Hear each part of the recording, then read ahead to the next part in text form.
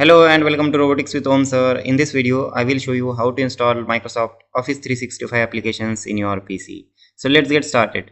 Open any web browser and search for download Microsoft Office 365.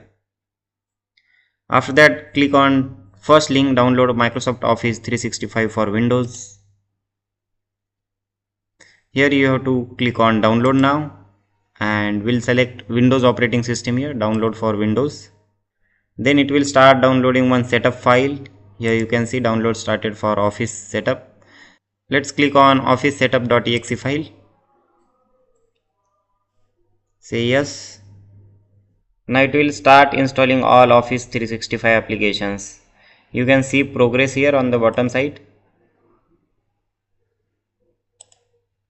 So Microsoft 365 and Office are installing in the background 2%. After installation, click on start button, click on Word, and here you have to sign with your Microsoft account. So I will click on sign in or create account.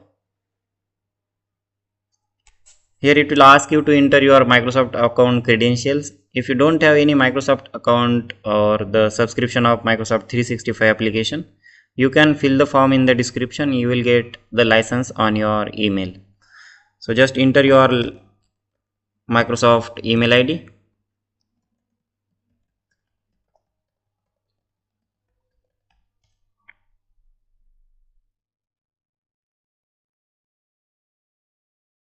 Enter password.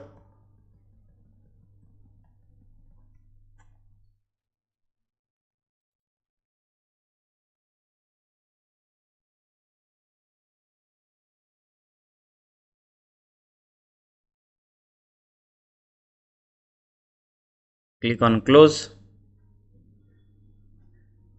Here you can see I can create new blank document now.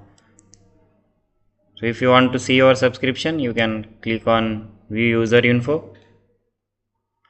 Then here you will find Microsoft 365 app for enterprise version is active. You can switch license.